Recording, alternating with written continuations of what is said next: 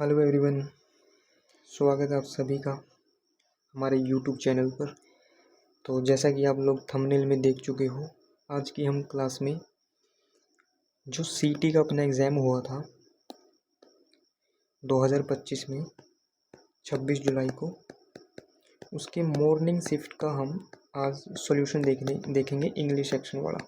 ठीक है, और 1 बाय 1 क्वेश्चन को देखेंगे, जो जो कॉन्सेप्ट उसमें लगेंगे उनको एक्सप्लेन करेंगे। और सबसे डिफ़िकल्ट माना गया ये, जितनी भी शिफ्ट हुई थी ना आपकी सीटी की, तो 26 जुलाई को जो एग्ज़ाम हुआ था इसको डिफ़िकल्ट माना गया है। तो देखते हैं इस सबसे डिफ़िकल्ट वाली शिफ्ट में इंग्लिश का क्या लेवल था। तो 1 बाय 1 क्वेश्चन को देखेंगे। पहला क्वेश्चन आपका ये रहा, जो कि फील्ड बेस है। वर्ड बताना है कौन सा आएगा जो जगह क्वेश्चन में छोड़ी गई है। तो क्वेश्चन है the cave of Ajanta and Ellora.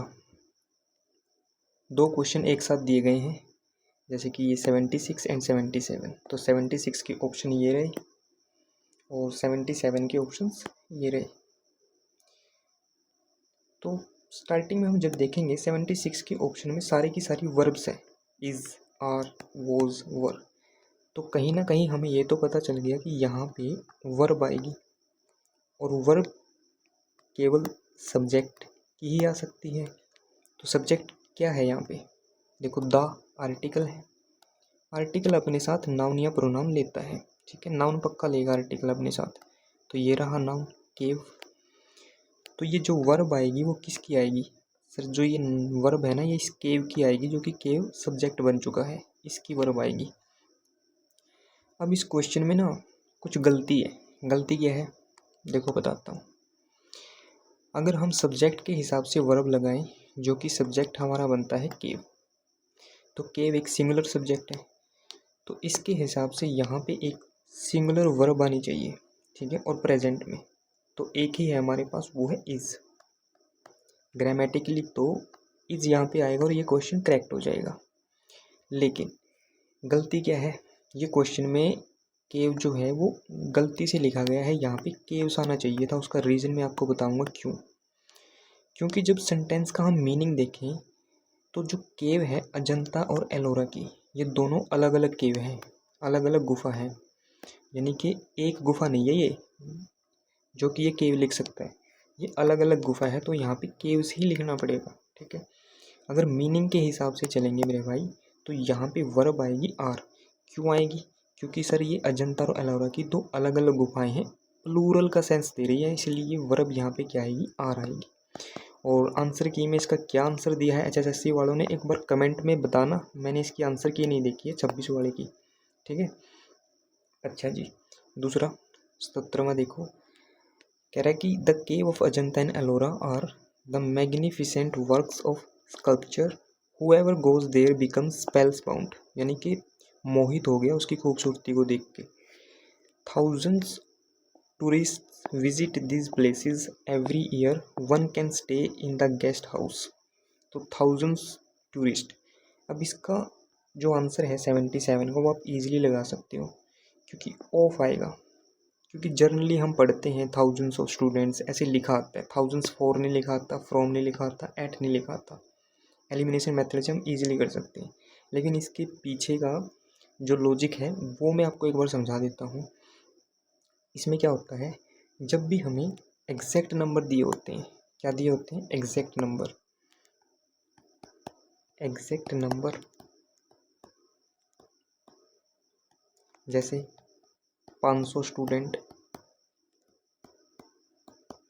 जैसे 50 पीपल। ठीक, तो आप देख पा रहे हो यहाँ पे कहीं पे भी ऑफ का यूज़ नहीं किया गया। तो जब भी एग्जैक्ट नंबर दिए होंगे तो हम ऑफ का यूज़ नहीं करेंगे। तो कहाँ पे करेंगे ऑफ का यूज़? ऑफ का यूज़ वो हम वहाँ पे करेंगे जहाँ पे एग्जैक्ट नंबर ना दिए गए हों, लेकिन बहुत सारों का सेंस मिल रहा हो हमें। ठीक है, जैसे थाउजेंड्स ऑफ टूरिस्ट, तो एग्जैक्ट नंबर तो नहीं पता हमें, थाउजेंड्स कितने thousand, 1000, 2000, 3000।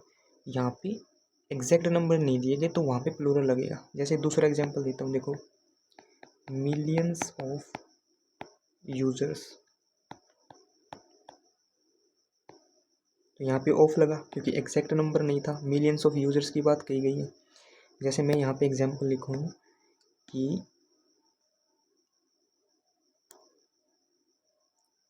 1000 of students are waiting for their result. तो यहाँ पे क्या लगा, ऑफ थाउजेंड्स ऑफ स्टूडेंट्स। ये तो पता है कि हज़ारों विद्यार्थी, लेकिन कितने हज़ार, एक एग्जैक्ट नंबर नहीं पता। तो जब एग्जैक्ट नंबर नहीं दिया होता तो वो हम ऑफ का यूज़ करते हैं। बताओ चीज़ें समझ में आई क्या। तो यहाँ पे एग्जैक्ट नंबर नहीं दिया था, थाउजेंड्स ऑफ टूरिस्ट, इसलिए हम यहाँ पे किसका यूज़ करेंगे, ऑफ का। तो क्या आंसर हो जाएगा, ऑफ। पहले वाले का आंसर क्या था, आर था, सॉरी क्या था आंसर, आर। ठीक है, तो 78th क्वेश्चन देखते हैं, इसमें क्या है, करेक्टली स्पेल्ड। ग्रुप डी वाला हमने कल जो एक पेपर किया था सॉल्व, उसमें भी करेक्टली स्पेल्ड वाला जो है क्वेश्चन आया था, और लगभग उसी टाइप के क्वेश्चंस इस पेपर में भी पूछे गए हैं। टाइप से मेरा मतलब करेक्टली स्पेल्ड वाला एंटोनियम, सिनोनियम्स, फिलर्स, एरर, ऐसे करके। तो करेक्टली स्पेल्ड वाले की जब बात आती है तो मैं कैसे करता हूँ, मैं ना वर्ड को ब्रेक करता हूँ। जैसे कि परमानेंट, एक तो आप ठीक ढंग से प्रोनाउंस करोगे किसी भी वर्ड को तो स्पेलिंग में आप कभी भी परेशान नहीं होगे। करेक्टली स्पेल्ड वाले वर्ड में, मिस स्पेल्ड वाले वर्ड में, ऐसे क्वेश्चंस में आप कभी भी परेशान नहीं होगे। तो मैं इसको कैसे करता हूँ, जैसे मैं इसको ब्रेक करके लिखता हूँ, परमानेंट। फिर स्पेलिंग चेक करता हूँ, जैसे कि स्टार्टिंग में PER आना चाहिए, यहाँ पे PER है, यहाँ पे है, यहाँ पे है, यहाँ पे नहीं है, देखो PAR, तो ये तो स्टार्टिंग में ही गलत हो गया। बाकी सभी में PR था, तो MA चेक करते हैं, तो MA यहाँ पे है, यहाँ पे नहीं है, E है, यहाँ पे गलत हो गया, यहाँ पे है, दो ऑप्शन कट के दो रह गए। NENT आना चाहिए, NANT है, तो ये भी गलत हो जाएगा। आंसर क्या होगा इसका, D। क्या आंसर आएगा इसका, D। अगला क्वेश्चन देखो भाई, इसका मतलब बताना है, अ पीरियड ऑफ 10 ईयर्स। देखो अगर आप थोड़ी बहुत भी इंग्लिश वगैरह पढ़ते हो तो इसका आंसर आप इजीली निकाल पाओगे। 10 साल के टाइम पीरियड को हम डेकेड बोलते हैं। सेंचुरी होता है 100 साल का टाइम पीरियड। और पायनियर होता है, ठीक है, पायनियर होता है कोई भी अपनी फील्ड में कुछ एक्स्ट्रा ऑर्डिनरी काम कर दे जो कभी किसी ने पहले किया ही नहीं हो, ऐसा काम। जैसे कि APJ अब्दुल कलाम ने मिसाइल वाले, टेक्नोलॉजी वाले उसमें किया था, ऐसा। कैवेलरी, आर्मी का ऐसा सेक्शन, फौजियों का ऐसा सेक्शन जो किस पे चलता हो, घोड़ों पर चलता हो, उसको बोलते हैं कैवेलरी। ठीक है, तो इसका आंसर क्या हो जाएगा, डेकेड। अगला देखो, सिनोनियम्स यानी समानार्थक शब्द बताना है किसका, अल्टीमेट का।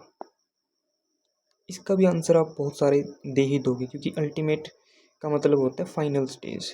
मजाक मजाक में बोलते हैं ना कि तू कितनी मेहनत कर ले, अल्टीमेटली तो तूने गड़बड़ करनी है, अल्टीमेटली तो तूने गुड़गोबर करना है सब कुछ, तो मतलब फाइनल में जाके तो तूने काम बिगाड़ना ही है। तो इसका जो सिनोनियम्स क्या होगा, इसका सिनोनियम्स होगा फाइनल। ठीक है, दूसरे ऑप्शन देखेंगे, बिगिनिंग, शुरुआत तो बिल्कुल नहीं। फेमस, प्रसिद्ध, कोई सेंस ही नहीं है, लेना देना ही नहीं है इस वर्ड के साथ। विक्ट्री, इसका भी जो है कोई लेना देना नहीं है, तो आंसर क्या होगा, फाइनल। और देखो क्या क्वेश्चन आए हैं, अगला भी जो है, fill in the blank. I dash for my pen, have you seen it. देखो इसका मीनिंग क्या बन रहा है, मीनिंग को समझो। मीनिंग बन रहा है कि हैव यू सीन इट, क्या आपने देखा है। आई फॉर माई पेन, सबसे पहले तो हमें ये समझ में आया कि ये प्रेजेंट टेंस की बात चल रही है, वो अभी उस चीज़ के लिए देख रहा है, जो भी यहाँ पे आएगा वो पर्सन। ठीक है, प्रेजेंट टेंस की यहाँ पे बात चल रही है, तो प्रेजेंट टेंस की बात चल रही है तो सीधा साधा आप लगा दोगे कि I am looking, I am looking. इसका आंसर क्या होगा, I am looking for my pen, have you seen it. मैं अपने पेन ढूंढ रहा हूँ, क्या आपने देखा है, तो ये इसका आंसर हो जाएगा। बात करते हैं कि विल लुक क्यों नहीं हो सकता। देखो बात प्रेजेंट टेंस में चल रही है, ये फ्यूचर है, एलिमिनेट हो जाएगा। लुकिंग, लुकिंग एक इनकम्प्लीट वर्ड दे रखी है यहाँ पे, इसके साथ एम होता तो आंसर हो जाता। ठीक है, लुक ये हैबिट को बताएगा यहाँ पे, तो इसके साथ कोई सेंस नहीं बना रहा, तो आंसर क्या आएगा, एम लुकिंग। और ये जो चीज़ें हैं मैं आपको बता रहा हूँ, देखते ही आंसर कैसे आ जाता है। तो हर एक चीज़ में आपको इन डिटेल एक्सप्लेन करूँगा चैप्टर वाइज वीडियो में, टॉपिक वाइज वीडियो में। आगे देखो, एंटोनियम्स यानी कि इसका विपरीत अर्थ वाला शब्द बताना है, ब्लूमिंग। देखो ब्लूमिंग का मीनिंग होता है ग्रोइंग, और दूसरा इसका मीनिंग होता है फ्लरिशिंग। क्या होता है, फ्लरिशिंग,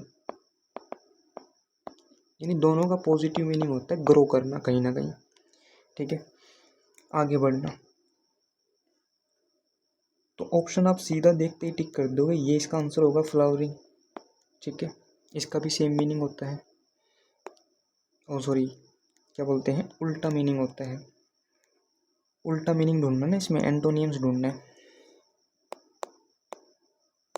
तो एंटोनियम्स क्या होगा, जो नीचे जाए, डिक्रीज करे, नेगेटिव वाला।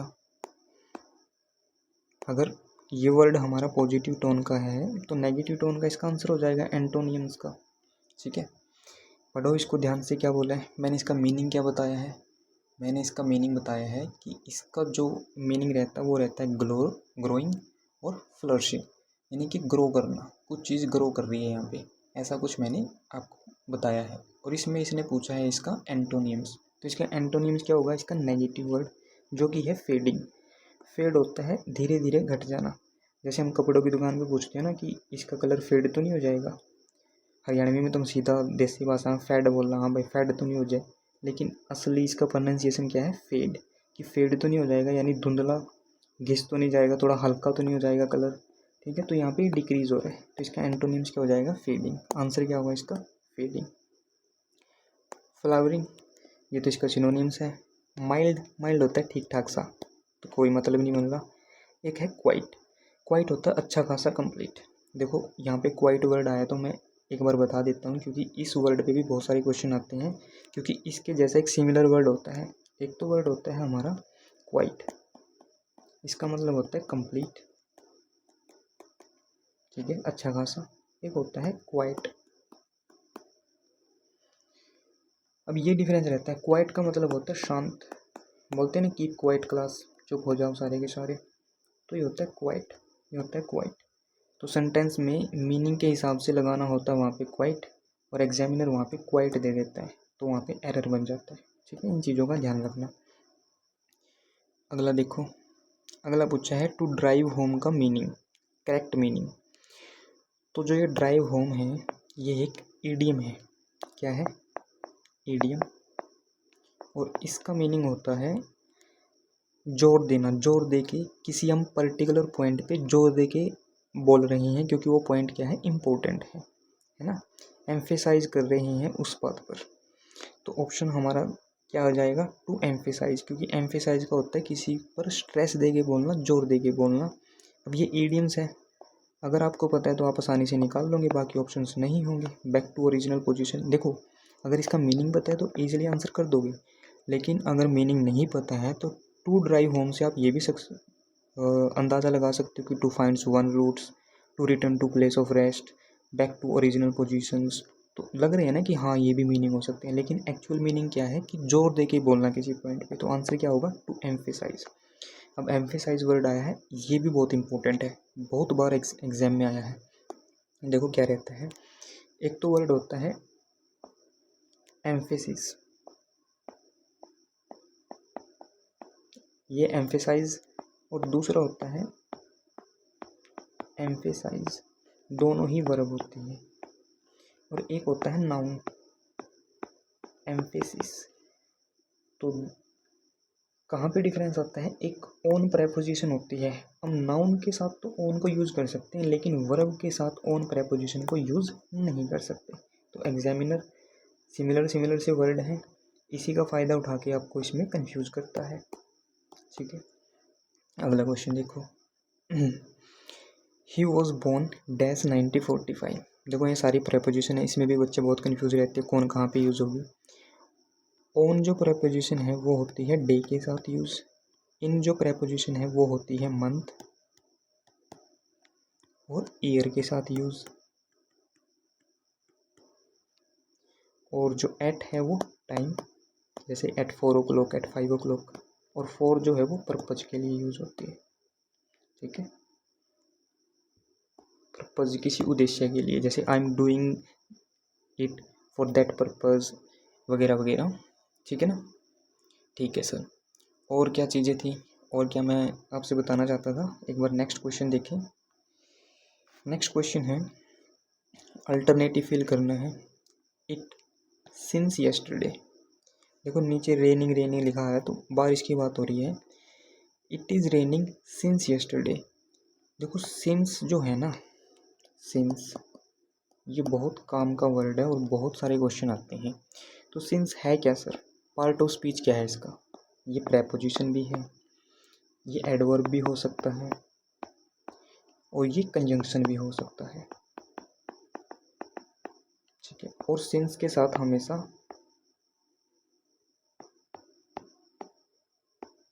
प्रेजेंट परफेक्ट टेंस हम यूज़ करते हैं। समझ में आई बात। और दूसरी क्या थी सर, दूसरा क्या बताना चाह रहे हो। और सिंस जो है अगर टाइम के लिए आया है तो वो स्टार्टिंग ऑफ टाइम बताता है हमें, और कौन सा बताता है टाइम, फोर भी बताता है, लेकिन फोर क्या बताता है, टाइम पीरियड। ये कौन बताएगा, फोर। इसका एग्जाम्पल मैं दे के इसमें डिफरेंस क्लियर करूँगा। एक बार पहले इस क्वेश्चन को करते हैं। तो मैंने बताया कि सिंस के साथ प्रेजेंट परफेक्ट टेंस आता है। तो प्रेजेंट परफेक्ट टेंस हमें दो जगह दिख रहे हैं यहाँ पे, have been raining, has been raining. तो इज़ रेनिंग प्रेजेंट वाला है, ये पास्ट वाला है, तो ये दोनों ऑप्शन कट गए। अब देखो, इट सिंगुलर है तो ये सिंगुलर वर्ब लेगा, यानी कि हैज़ लेगा अपने साथ, हैव नहीं आएगा, हैव गलत हो जाएगा। तो ऑप्शन कौन सा होगा, हैज़ बीन रेनिंग। तो it has been raining since yesterday, यानी कि कल से बारिश अभी तक हो रही है। ये कौन सा टेंस है, प्रेजेंट परफेक्ट। ठीक है, प्रेजेंट परफेक्ट कॉन्टिन्यूअस, कॉन्टिन्यूअस भी लगा लेना यहाँ पे, प्रेजेंट परफेक्ट कॉन्टिन्यूअस। ठीक है, अब सिंस और फॉर में डिफरेंस बता रहे थे। तो सिंस और फॉर देखो, जब भी ये टाइम के लिए आते हैं, मैंने बताया ये एग्जैक्ट स्टार्टिंग बताता है और ये टाइम पीरियड बताता है। सर ऐसे समझ में नहीं आया, एग्जाम्पल देखो, एग्जाम्पल देखो, मैं लिखूँ कि Ram has been living here since 1947, 1947 से राम यहाँ पे रह रहा है। तो एग्जैक्ट पॉइंट ऑफ टाइम हमें पता चल गया कब से रह रहा है, 1947। अब इसका एग्जाम्पल देखो,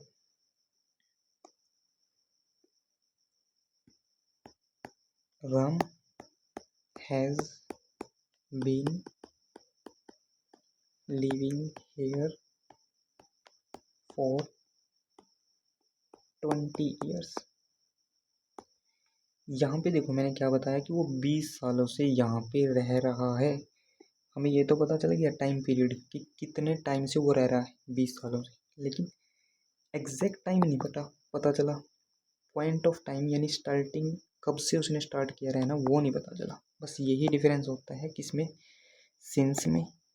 और यहाँ पे मैंने टाइम क्यों लिख रखा है, यहाँ पे आएगा 4। अबे यार क्या आएगा दोस्त, 4।